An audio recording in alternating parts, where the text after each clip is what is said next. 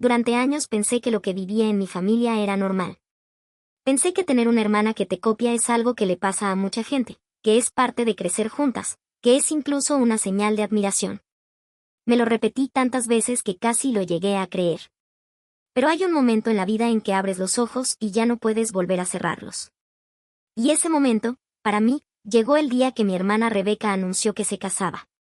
Porque lo hizo exactamente 3 semanas después de que yo lo anunciara.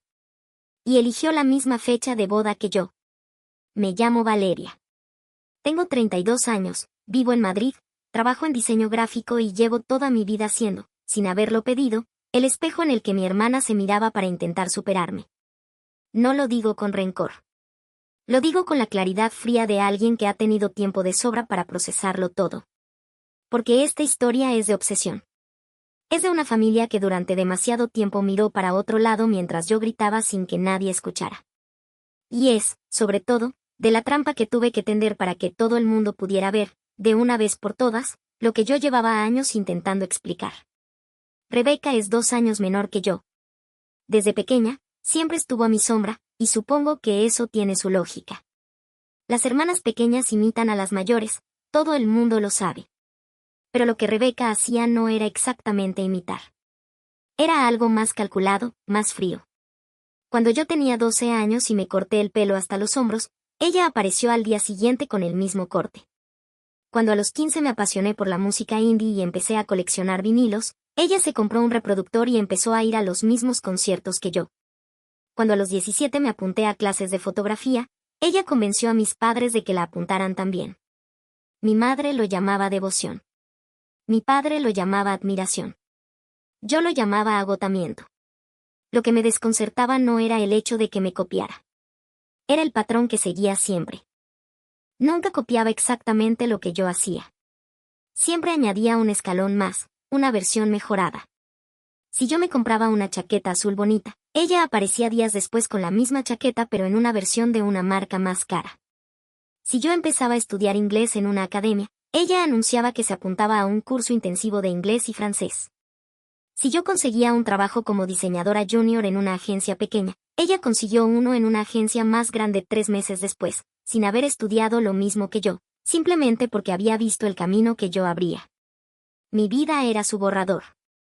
Yo existía para marcarle el camino y ella para recorrerlo con más brillo. Durante años intenté hablar de esto con mi madre. Le decía que lo de Rebeca no era admiración, que era otra cosa, que me hacía sentir como si mi propia vida no me perteneciera. Mi madre me escuchaba con paciencia y luego me decía que era demasiado sensible, que debería sentirme halagada, que Rebeca simplemente me quería mucho. Con mi padre era igual. Con mi abuela igual. Era como si hubiese un pacto invisible en mi familia para no ver lo que estaba delante de sus ojos. Y yo terminé por guardar silencio, por decirme a mí misma que quizás sí era demasiado sensible, que quizás me estaba inventando algo que no existía. Eso es lo más doloroso de este tipo de situaciones, no que nadie te crea, sino que acabas por no creerte a ti misma. Cuando cumplí 29 años conocí a Marcos. Es programador, tiene 35, es de Valladolid y es la persona más honesta y tranquila que conozco. Llevábamos casi 2 años juntos cuando decidimos comprometernos. Fue en diciembre, en un viaje a Granada que él organizó con una atención al detalle que todavía me emociona recordar. Paseamos por el Albaicín una tarde con el sol cayendo sobre la Alhambra y él sacó el anillo. Volví a Madrid con el anillo puesto y la sensación de que por fin mi vida iba por el camino que yo quería. Se lo conté a mi familia en una cena en casa de mis padres un fin de semana. Mi madre lloró de alegría. Mi padre nos abrazó a los dos con una torpeza enternecedora. Mis tías sacaron el cava antes de que nadie lo pidiera.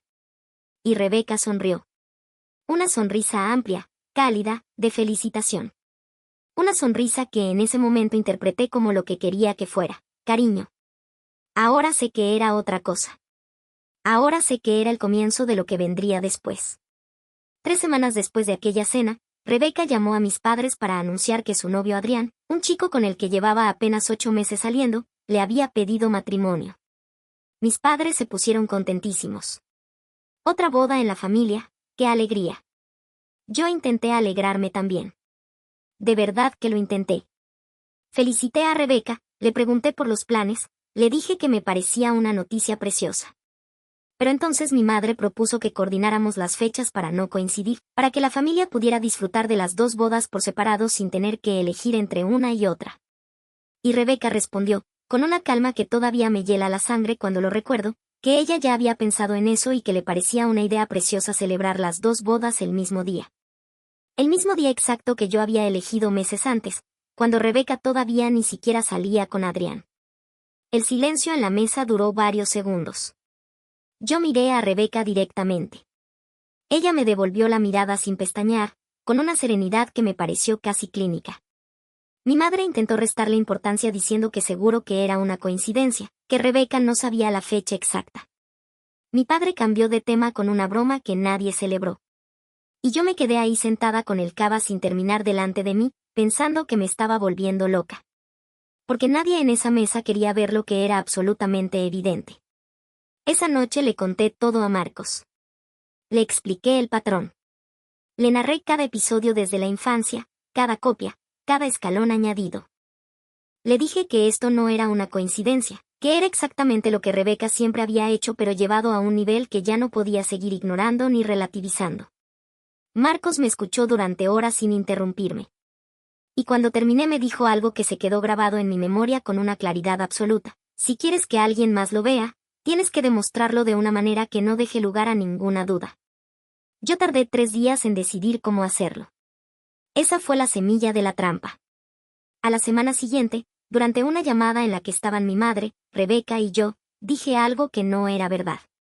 Dije que Marcos y yo teníamos una noticia importante que querían ser los primeros en saber. Dije que estaba embarazada. Mi madre se puso a llorar al instante. Rebeca lanzó un grito de alegría y me dijo que iba a ser la mejor madre del mundo. Colgué el teléfono, me senté en el sofá junto a Marcos, que lo había escuchado todo desde el otro lado, y esperé. Sin prisa. Con la certeza de lo que iba a ocurrir. 2 semanas después, Rebeca llamó a mi madre para contarle que ella también estaba embarazada. Mi madre me llamó a mí esa misma tarde, desbordada de emoción, diciendo que íbamos a ser madres a la vez, que los primos crecerían juntos, que era un regalo del destino. Yo respondí que me parecía maravilloso. Colgué, anoté la fecha en un cuaderno, y seguí esperando. Un mes más tarde llamé a mi madre de nuevo. Le dije que habíamos ido al médico y que teníamos una noticia todavía más grande que la anterior.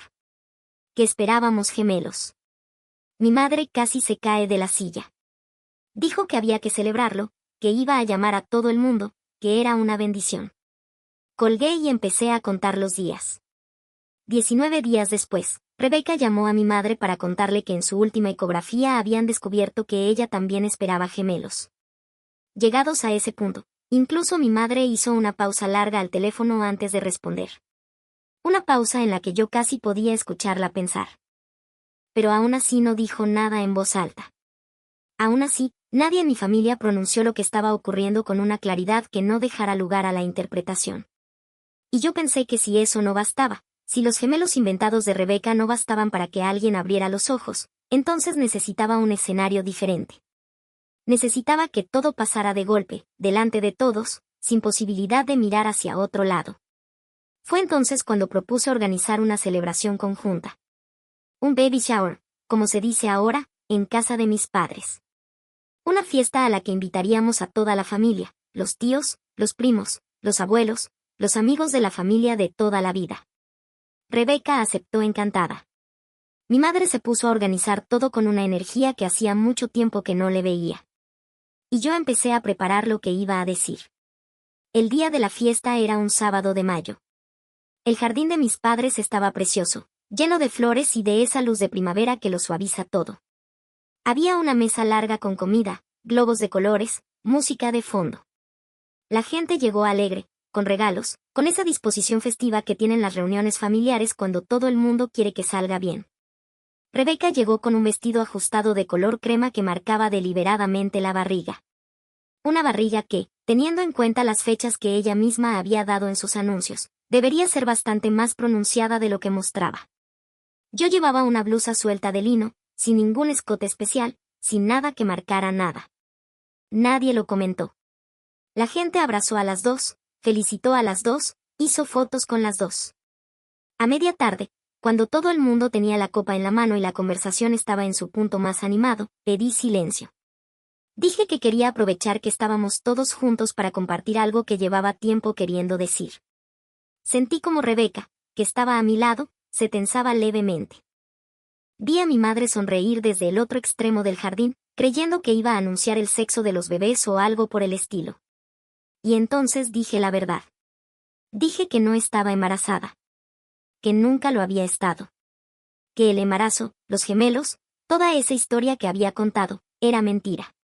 Que lo había inventado deliberadamente para demostrar algo que llevaba más de 20 años intentando explicar sin que nadie quisiera escucharme. Dije que si había una noticia real que celebrar, una noticia que era completamente verdad, había sido admitida en uno de los másteres más competitivos de la Universidad Complutense de Madrid, en el área de comunicación visual, y que en unos meses Marcos y yo nos mudábamos a la capital para empezar una nueva etapa juntos. El jardín quedó en silencio. Un silencio denso, incómodo, de esos en los que se puede escuchar el viento entre las ramas. Luego empezaron los murmullos. Vi a mi tía llevarse la mano a la boca. Vi a mis primos mirarse sin saber qué decir. Vi a los amigos de mis padres cruzar miradas de incomodidad. Vi a mi madre con los ojos muy abiertos, paralizada, sin saber si mirarme a mí o mirar a Rebeca. Y entonces vi a Rebeca. Rebeca perdió el control de una manera que nunca le había visto antes. Empezó a gritar que yo era una manipuladora, que lo había hecho para destruirla, para hacerla quedar en ridículo delante de todo el mundo, que siempre le había tenido envidia, que siempre había intentado opacarla. Siguió durante varios minutos. Subió el tono. Dijo cosas que no voy a repetir aquí. Y todo el mundo en ese jardín la escuchó. La miraron. La vieron tal y como era, sin el filtro de la familia que durante años la había protegido de sus propias contradicciones. Nadie intentó calmarla. Nadie salió en su defensa. Nadie dijo que yo exageraba. En ese momento, sin que yo tuviera que añadir una sola palabra más, sin que tuviera que explicar nada, sin que tuviera que convencer a nadie, todo el mundo pudo ver lo que yo llevaba toda la vida intentando que vieran. La fiesta terminó poco después de manera silenciosa y acelerada. La gente recogió sus cosas con discreción y se fue despidiendo con abrazos breves. Mi madre me llamó esa misma noche. No me preguntó si había hecho lo correcto. Empezó la conversación diciéndome que lo sentía. Que lo sentía mucho. Que llevaba años mirando para otro lado porque era más fácil pensar que yo exageraba que enfrentarse a lo que había en la mirada de Rebeca cada vez que me miraba a mí. Fue la conversación más honesta que habíamos tenido en muchos años. Pensé que con eso había terminado. Que el episodio del jardín había sido el punto final. Me equivocaba. 3 meses después, en un almuerzo familiar de domingo en casa de mis padres, Rebeca apareció de nuevo. Seguía manteniendo que estaba embarazada, aunque los plazos ya no encajaban con ninguna de las fechas que había dado anteriormente. Estaba callada durante casi toda la comida. Pero cuando después del café mis padres salieron al jardín y quedamos las dos solas en la cocina recogiendo los platos, Rebeca se acercó a mí y, en voz baja, me pidió dinero. Dijo que las cosas con Adrián no estaban yendo bien, que tenían problemas económicos serios, que necesitaba ayuda para afrontar los gastos del embarazo. Me pidió 3.000 euros. La miré durante un momento largo.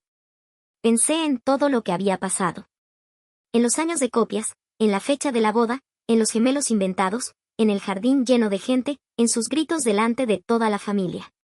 Y luego pensé en lo que me había costado a mí llegar hasta donde estaba, los años de trabajo, la constancia, las noches estudiando, el esfuerzo real detrás de cada cosa que había conseguido. Le dije que durante mucho tiempo había querido ser yo. Que había copiado mi ropa, mi música, mis estudios, mi sector profesional, mi pareja, mi boda, mi embarazo. Que siempre había querido vivir mi vida pero en una versión más cara y más brillante. Pues bien, le dije, ahora tenía la oportunidad de descubrir cómo se siente esa vida desde dentro. Porque yo, cada vez que tuve un problema, lo resolví sola. Cada vez que necesité dinero, trabajé para conseguirlo. Y ella iba a tener que aprender a hacer exactamente lo mismo. Salí de esa cocina sin girarme. Sin esperar su respuesta. Sin sentir la culpa que durante años me había impedido ser clara con ella. Hoy vivo en Madrid con Marcos. Estamos en el 2º año del máster y me apasiona lo que estoy aprendiendo. Tenemos un apartamento pequeño cerca del Parque del Retiro, con una terraza diminuta donde Marcos pone plantas que luego olvida regar y que yo termino salvando. Hablo con mis padres todas las semanas por videollamada. La relación con mi madre ha cambiado mucho desde aquella tarde en el jardín. Hay más honestidad entre nosotras, más conversaciones reales, menos cosas que callar para que todo parezca bien. Con Rebeca no tengo contacto. No lo busco. No lo echo de menos. He llegado a entender que hay relaciones que no se pueden reparar, no porque no quieras, sino porque el daño es demasiado profundo y porque la otra persona no tiene ningún interés real en cambiar. Eso no me hace feliz. Pero tampoco me destruye. Simplemente es la realidad que he aprendido a aceptar. Y por primera vez en mi vida, cuando me miro al espejo por las mañanas, veo solo mi propio reflejo. Sin sombras detrás. Sin nadie esperando al otro lado para copiar lo que me ponga ese día. Solo yo. Y eso, os lo juro, tiene un valor que no se puede explicar del todo con palabras. Si te gustan este tipo de videos, dale a me gusta y suscríbete.